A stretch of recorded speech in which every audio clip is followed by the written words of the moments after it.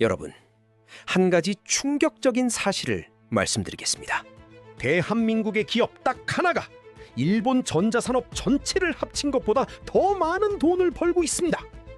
소니, 파나소닉, 히타치, 도시바, 샤프, 애니시, 후지츠, 일본이 자랑하던 전자 7대 기업을 다 합쳐도 삼성전자 하나를 이기지 못합니다.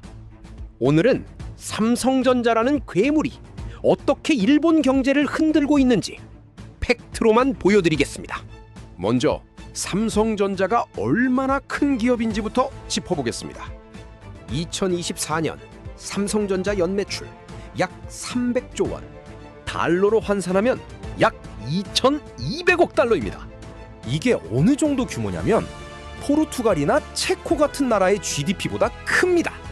나라 하나의 경제 규모보다 큰 기업이 대한민국에 있는 겁니다. 영업이익은 더 놀랐습니다.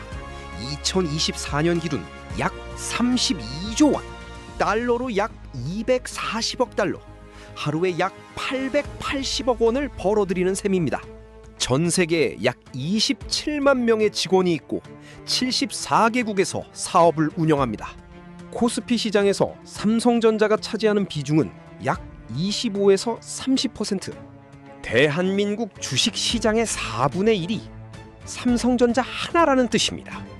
자, 그러면 삼성의 상대 일본은 어떨까요? 1980년대 일본 전자산업은 말 그대로 세계를 지배했습니다.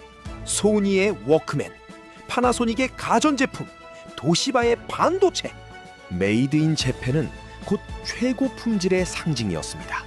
1988년 세계 반도체 시장 점유율 1위부터 6위까지 전부 일본 기업이었습니다. 애니시, 도시바, 히타치, 후지츠, 미쓰비시, 마쓰시타. 그런데 지금은 어떻게 됐을까요? 도시바는 2023년 상장 폐지됐습니다. 분식회계 스캔들로 무너졌죠. 샤프는 2016년에 대만 폭스콘에 인수됐습니다. 파나소닉은 TV 사업에서 완전 철수했고 이제 배터리 회사로 변신 중입니다. 소니는 게임과 엔터테인먼트로 겨우 살아남았지만 전자 부문은 예전 같지 않습니다. 일본 전자산업의 6대 강자 중 절반이 사실상 퇴정하거나 변신한 겁니다. 반면 삼성전자는 이 시기에 정확히 반대 방향으로 갔습니다. 1990년대 메모리 반도체에 과감하게 투자했고 2000년대에는 스마트폰 시장을 열었습니다. 일본이 무너지는 동안 삼성은 올라갔습니다. 자, 이제 본격적으로 숫자를 비교해 보겠습니다. 삼성전자 2024년 영업이익 약 240억 달러. 이걸 일본 전자기업들과 하나하나 비교해 보겠습니다. 소니그룹 영업이익 약 100억 달러, 파나소닉 약 25억 달러, 히타치 약 60억 달러, 애니시 약 15억 달러, 후지츠 약 20억 달러, 샤프 적자 전환으로 마이너스, 도시바 상장 폐지 후 구조조정 중. 일본 전자 7대 기업의 영업이익을 전부 합치면 약 220억 달러. 삼성전자 하나가 240억 달러. 7개를 합쳐도 삼성 하나를 못 이깁니다. 더 충격적인 건 이겁니다. 삼성전자 반도체 부문만 따로 떼어내도 소니 전체 영업이익과 비슷합니다. 삼성의 일부가 일본 최대 전자기업 전체와 맞먹는 겁니다. 이제 반도체 이야기를 해보겠습니다. 이게 진짜 국뽕이 차오르는 대목입니다. 1988년 세계 반도체 시장에서 일본의 점유율은 50%가 넘었습니다. 한국은 고작 1%. 그런데 2024년 완전히 뒤집어졌습니다. 한국의 반도체 수출액 약 1,300억 달러에서 1,400억 달러. 일본의 반도체 산업 전체 매출은 약 400억 달러에서 500억 달러. 한국이 일본의 3배입니다. 3배.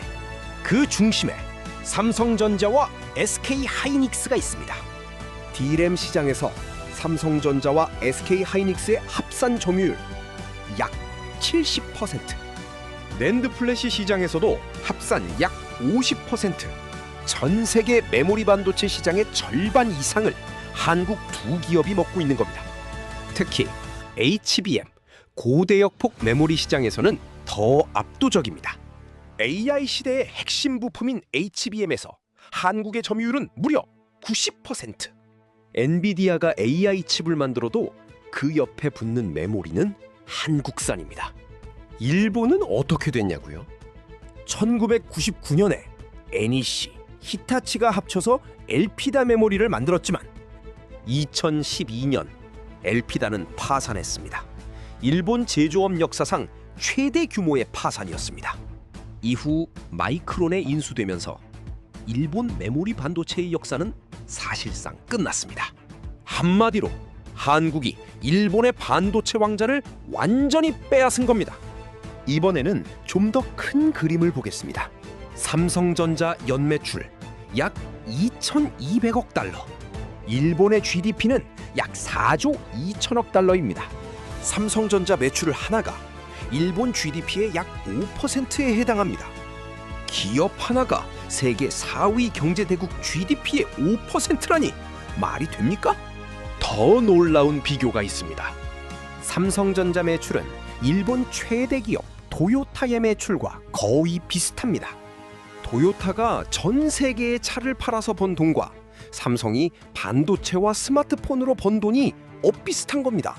그리고 한국 GDP에서 삼성전자가 차지하는 비중은 약 12에서 13%. 삼성그룹 전체로 보면 한국 GDP의 20%가 넘습니다. 이건 전 세계 어디에도 없는 구조입니다. 미국의 애플도, 중국의 화웨이도 자국 GDP에서 이 정도 비중을 차지하지 못합니다.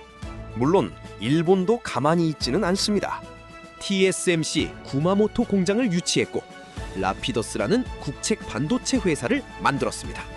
하지만 라피더스의 목표는 2027년 2나노 양산. 삼성전자는 이미 3나노 양산을 하고 있고 2나노도 준비 중입니다.